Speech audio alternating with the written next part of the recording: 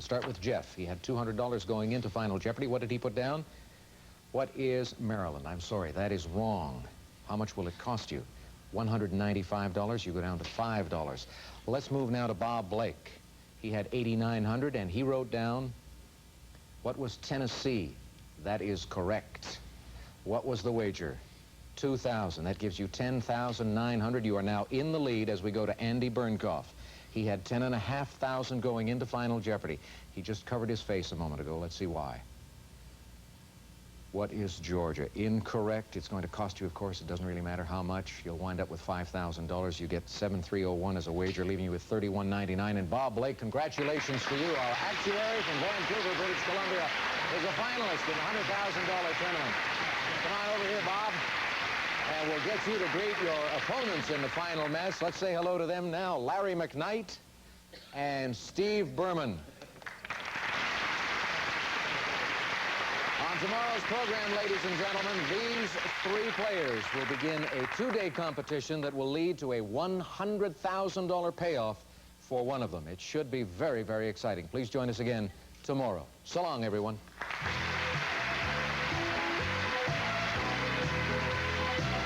Today's second and third place contestants will receive Mon Chéri. Taste the difference. The richest milk chocolate combined with the choicest nuts, and how we put them together makes the delicious difference. Surrender to Mon Chéri. No one's too young to play the Monopoly game, because now there's the new Monopoly Junior game designed for younger kids ages 5 to 8. Monopoly Junior from Parker Brothers. New from Sound Design is a combination AM/FM clock radio, a cassette tape player, and tone pulse telephone. Another versatile product from Sound Design. 2,000 Flushes brand automatic toilet bowl cleaners. The easy way to keep your toilet sparkling clean and fresh up to 4 months. Get your whole wash fresh and clean at a refreshingly low price. Arm & Hammer laundry detergents, liquid or powder, from the freshness experts. Date lovers choose Dromedary Dates. Dromedary is your assurance of quality for moist and chewy dates every time you bake. You'll love the volume with Vavoom, high-energy volumizing hair care from Matrix. The Vavoom volume generators only at fine salons. And a Nintendo Entertainment System with the new editions of Wheel of Fortune, Jeopardy, and Fisher-Price preschool games, plus the new Wheel of Fortune for play on your Nintendo Game Boy. And all contestants receive the Jeopardy book, a behind-the-scenes look at America's favorite game show, published by HarperCollins.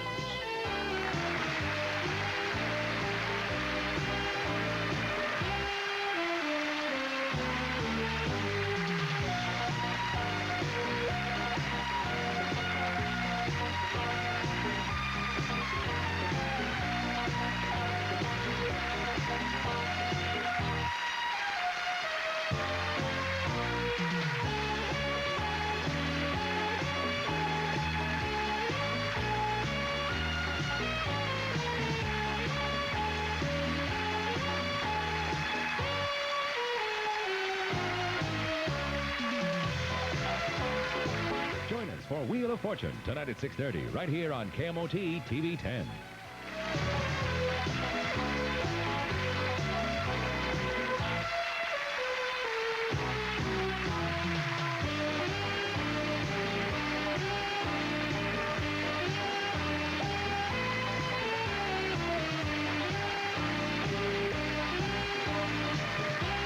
This is Johnny Gilbert speaking. Jeopardy is a production of Merv Griffin Enterprises and is distributed by King World. When you think of good food and good company, think of Town & Country Supper Club in Harvey. Enjoy a menu with varied as well as lunch and supper specials. Call about their open bowling and league play or kick back in the Lightning Lounge. Town & Country Supper Club in Harvey. Advanced business methods with a full line of 7 copiers to fit your business needs. From 7 desktop copiers to high-volume duplicating systems and full-color copiers. We're ABM, your authorized Savin sales and service headquarters, with business locations in Minot and Bismarck. Reporter Kerry Paulson and photographer Dwayne Walker have traveled with the North Dakota National Guard to the political hotspot of the world, Saudi Arabia. While there, they'll be talking to North Dakota servicemen, getting their thoughts and reactions to the Mideast situation. How do they feel about leaving their families to serve in Saudi Arabia? What do they think about the possibility of war? Get a first-hand look as we visit with North Dakota troops serving in Saudi Arabia. Kerry Paulson's 5-part series starts Monday on Evening and Night Reports. Good afternoon. I'm Bill Davey for KMOT News Team 10. Tonight at 6, Minot could be the home to a new hotel reservation center, and it could employ up to 300 people. Fire danger remains high across the region, that evidenced by a controlled burn that got out of hand last night. And our series on Native American culture continues. Join us for these and other stories, plus the latest in sports with John Haggerty, and, of course, the latest weather from Rob Eidman. All on the news at 6, following NBC Nightly News with Tom Brokaw. President Bush assures Congress that war is not imminent as the buildup continues with more heavy American armor arriving in Saudi Arabia.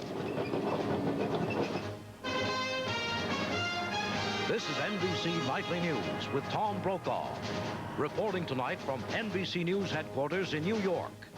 Good evening. If the president decides to go to war with Iraq, must he tell Congress first? That question still is not resolved tonight, but the president and congressional leaders had a vigorous 2 hours on the subject today. NBC's John Cochran is covering the administration point of view tonight. Andrea Mitchell is on Capitol Hill. John, we'll begin with you on the president's concerns. Tom, Congress let the president off with a warning. Don't even think about ordering offensive action without checking first with us. But after delivering that message, congressional leaders got back on the president's team. The president assured them that his decision to double force levels in the Gulf does not mean he has also decided on war. Bush said he understands their concerns, but the president said the Iraqi news media are reporting that Congress opposes his Gulf policy. Bush asked congressional leaders to do nothing that would help Iraq's propaganda effort. We've got to have the debate in our country that normally flows, and at the same time be careful not to send a signal to Saddam Hussein that there's any weakness in congressional support. Members of key committees will soon return to Washington for hearings on the Gulf. But at today's White House meeting, the president joined Democrats in a rousing cheer when Senator David Boren said there should be no emergency session of the full Congress. So has what looked like a congressional challenge to Bush fizzled? Democrats say no. They did remind the president he must ask Congress to declare war. We made that view very clear. The president did not indicate a commitment either to do that or a refusal to do that. Secretary of State Baker also finessed the question of war powers, saying only that the president will abide by the Constitution. Bush feels that for the moment, he and Congress have a truce as he prepares for a Thanksgiving visit with GIs in the Saudi desert. But almost everyone in Washington says the president should have better prepared Congress and the public for the doubling of troop levels. It's as if, for the first time, the public began to say, wait a minute, this is a serious operation. But tonight, the president is breathing easier. Democratic leaders have given him their backing as long as war is only an option, not the reality. Tom? Thank you, John. And Andrea Mitchell on Capitol Hill, I gather it's not just a question of how or when we go to war, but why. In fact, Tom, congressional leaders may be reassured that the president has not switched to an offensive policy, but they say they're still very confused about why he sent troops to the Gulf in the first place. After the White House briefing, top officials rushed to the Capitol to try to sell the policy to other members of Congress. With some, it was a tough sell. I can't believe that very many citizens of the state of Colorado want to sacrifice the lives of young Americans so that emirs in Kuwait can have many wives, perhaps have time to meet the children they've never met, and maintain very significant bank accounts in Switzerland. I am increasingly concerned that President Bush is preparing to take this country unilaterally into war in the Persian Gulf without the approval of Congress and without the support of the American people. What is the mission? Members of Congress say it changes every day. On the campaign trail, it was to prevent another Hitler. The fight isn't about oil. The fight is about naked aggression.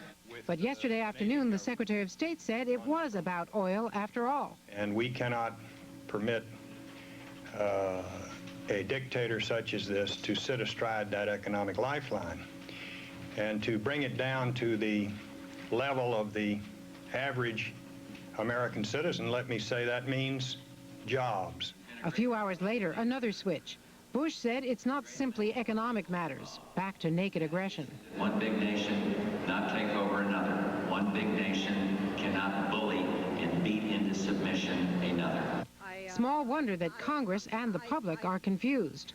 I think we get easy answers for a very difficult question that we are going to have trouble supporting him on. Well, how can we have an unofficially sanctioned war? After today's briefing, in fact, a majority of Senate Democrats worried that the president will not give economic sanctions enough time to work and that we are on the road to war. Tom? Thank you, Andrea. In Iraq, there are signs that the sanctions may be working, and there are more American tanks in the Saudi desert tonight. I'll have those stories and more news in a moment.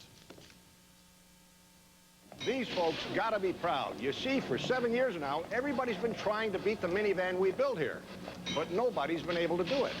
So we did. We rounded the corners and lowered the front end. We redesigned the interior and added rear seat shoulder restraints. And you can get anti-lock brakes and all-wheel drive.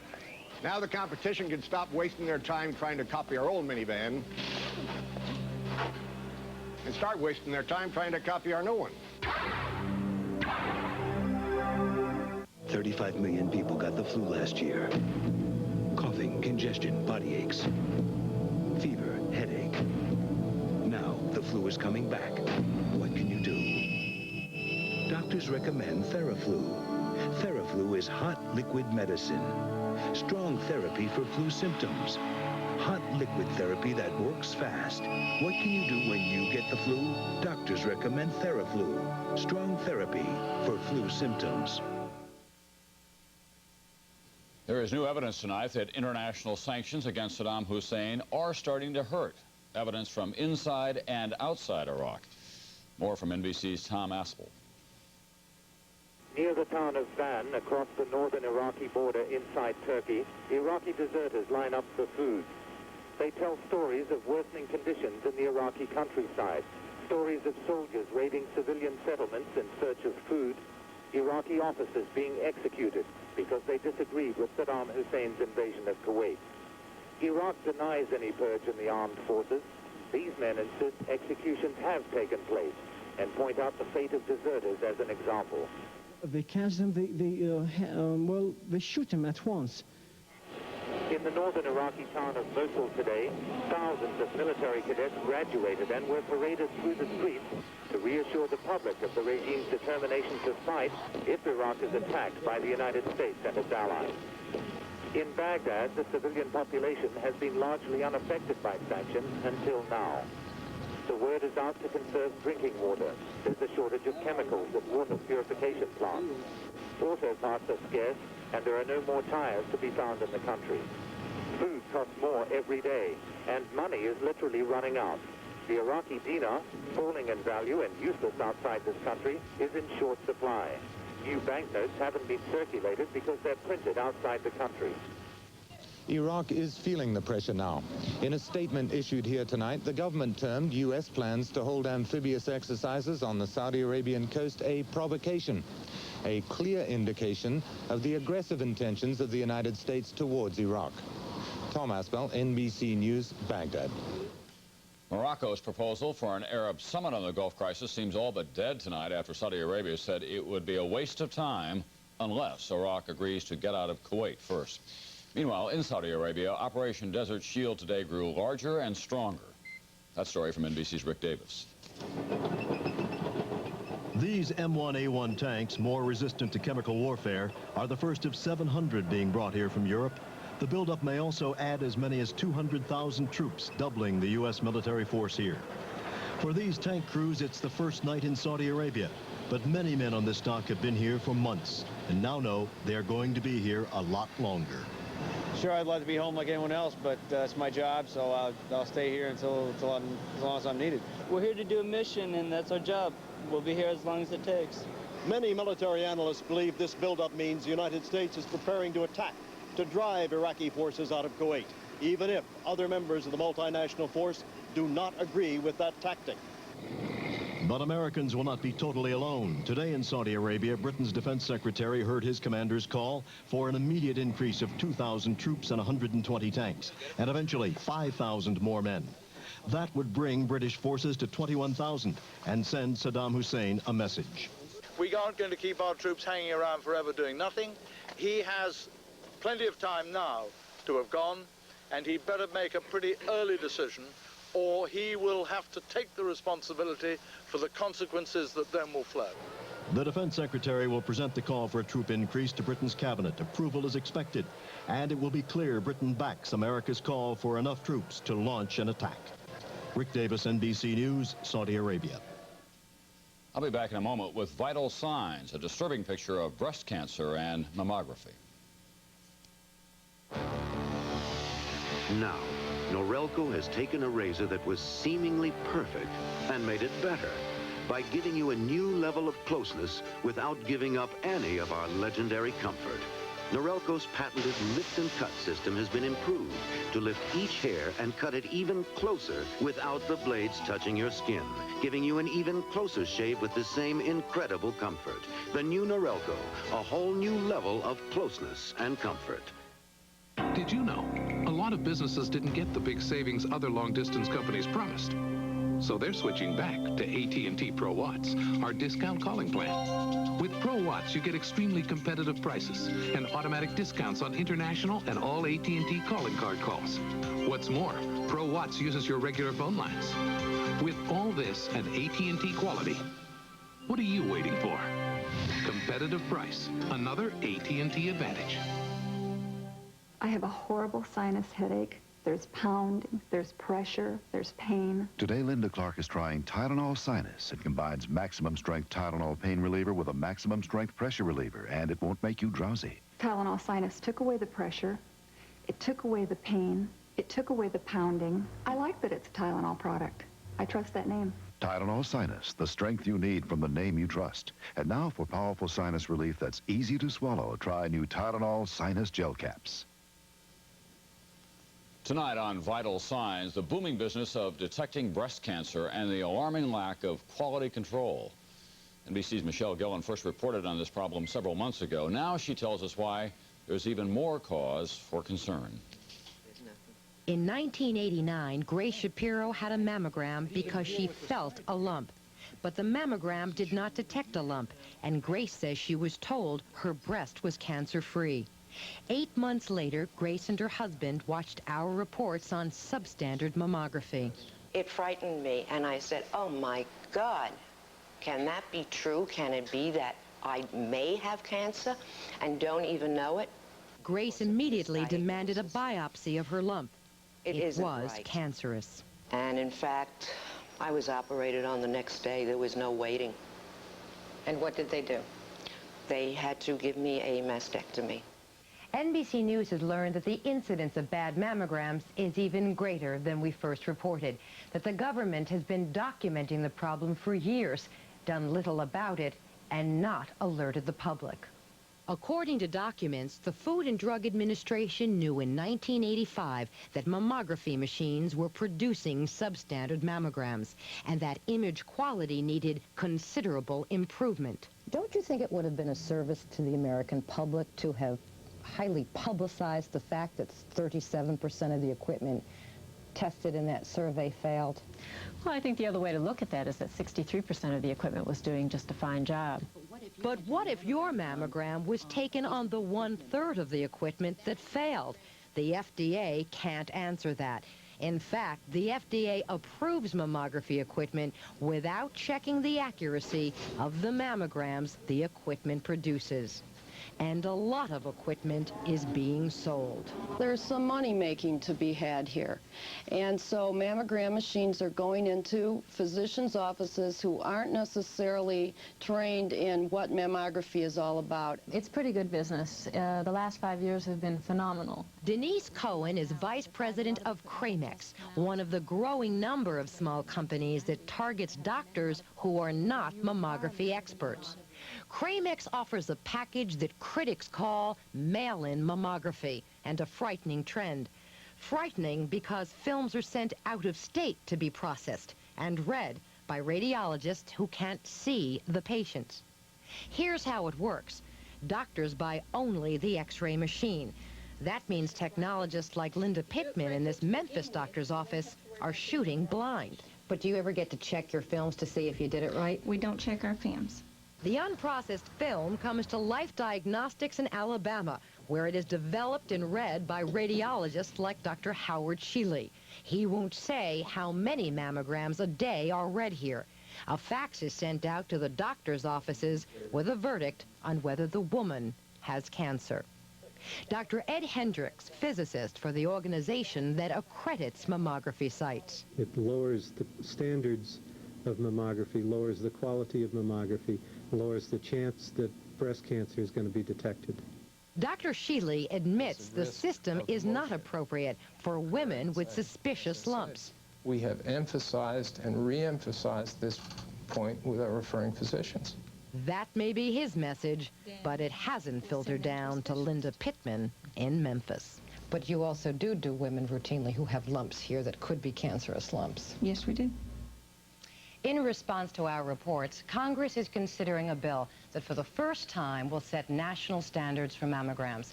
In the meantime, women are urged to get mammograms only at sites accredited by the American College of Radiology. Look for this certificate to be sure they are accredited. Only 1 in 5 is. The college can supply a list of facilities in your state. Until legislation is approved by Congress, this is the only way we know that you can trust your mammogram. Tom? Thank you, Michelle. In a moment, is Britain's Thatcher about to lose her job?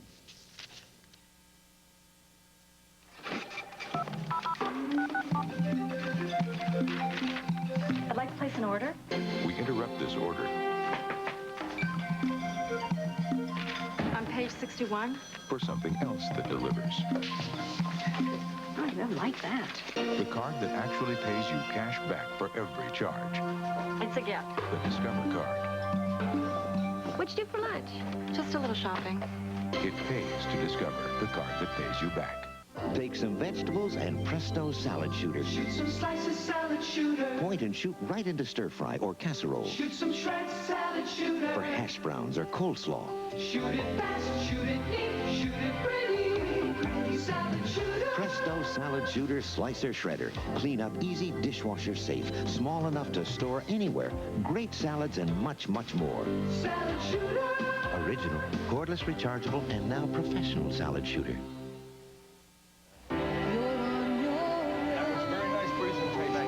Piloting a corporate jet for Dow can be interesting and rewarding, particularly when it's an Angel flight. The corporate Angel network uses empty seats on company business trips to fly cancer patients who need specialized treatment. Patients like Christy. Dow was the first to make over 100 of these flights. Welcome aboard, Angel. This company does great things. This is one of them. For all your Maalox moments, there's a big splash of cherry and a burst of mint. Cherry cream and mint cream extra strength Maalox Plus. The strongest antacid tastes the best too. Strong relief for all your Maalox moments. Oh, Cabbage Patch Babyland kids. They make cute little sounds. Aren't they adorable? I'm going to get one for my little Debbie.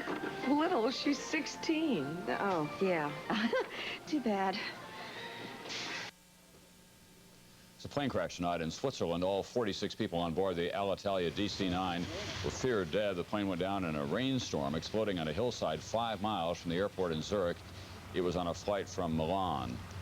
In Berlin today, more violence as police broke through a barricaded street and began evicting squatters. More than 300 people were arrested. The squatters, political militants, have occupied 130 abandoned houses since the Berlin Wall was opened. Chaos in British politics tonight. It could mean the end for Margaret Thatcher as Prime Minister. Her divided Conservative Party may dump her by Tuesday. NBC's Dennis Murphy is in London. Thatcher may be losing her iron grip on power. How are you feeling? You're well.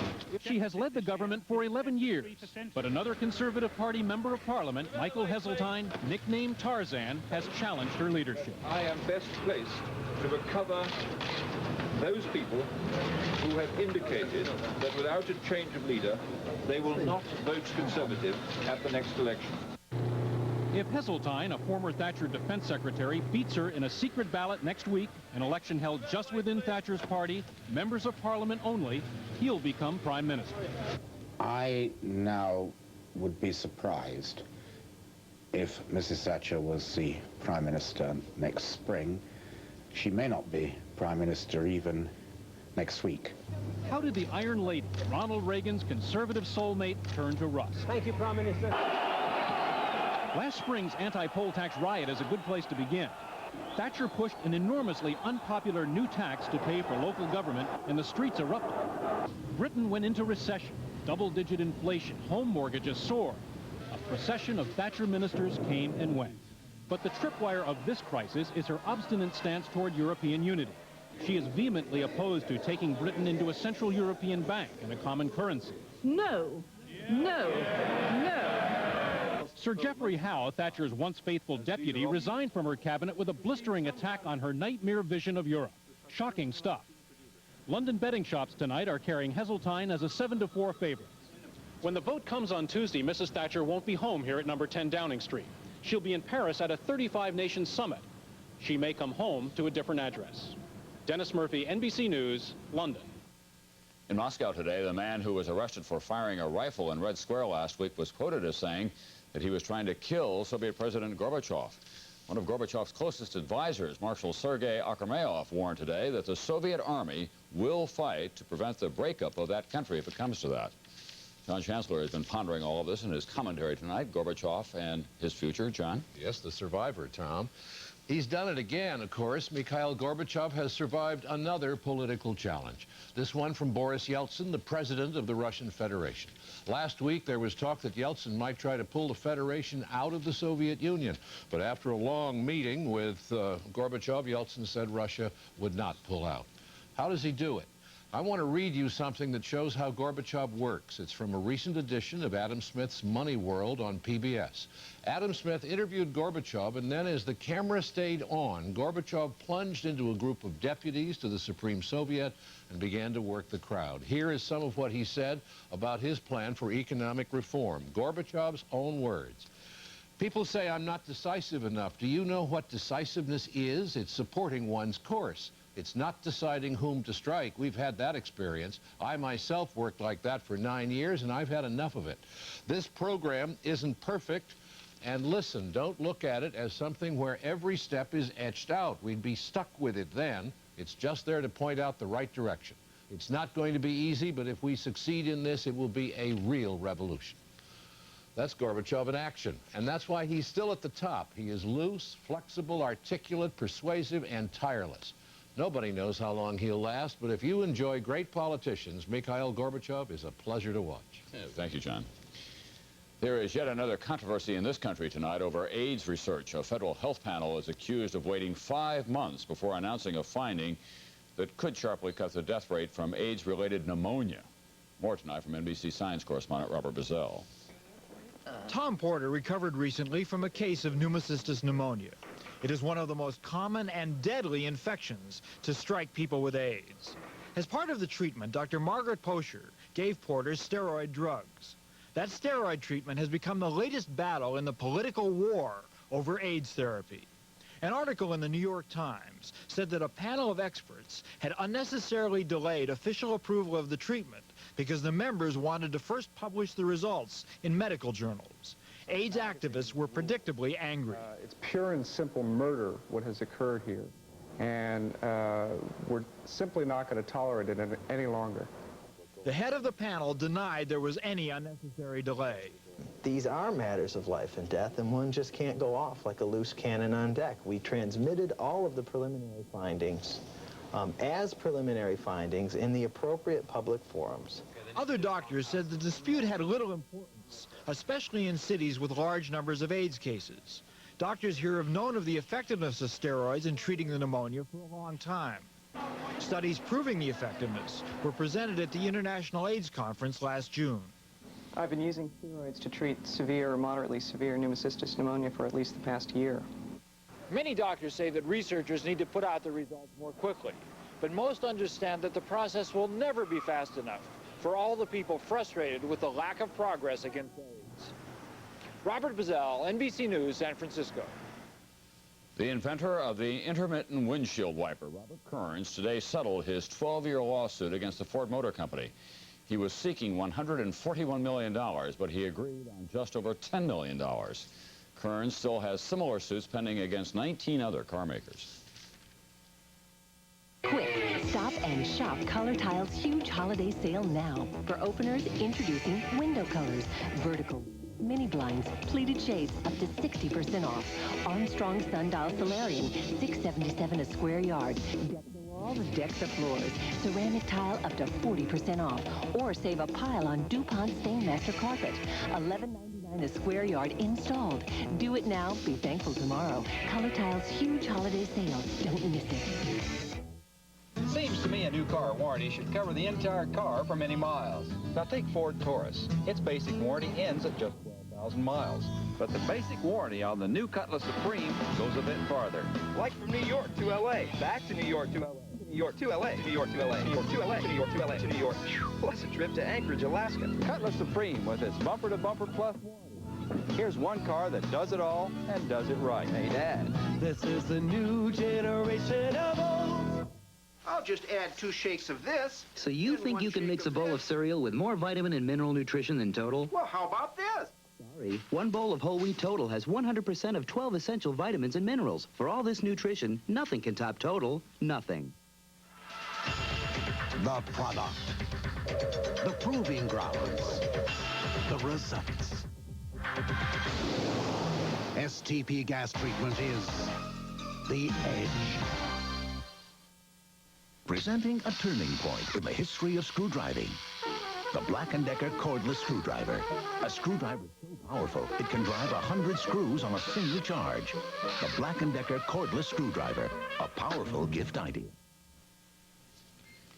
As we reported last night, paintings from the collection of the late Greta Garbo went on sale at a New York auction. Like the actress, they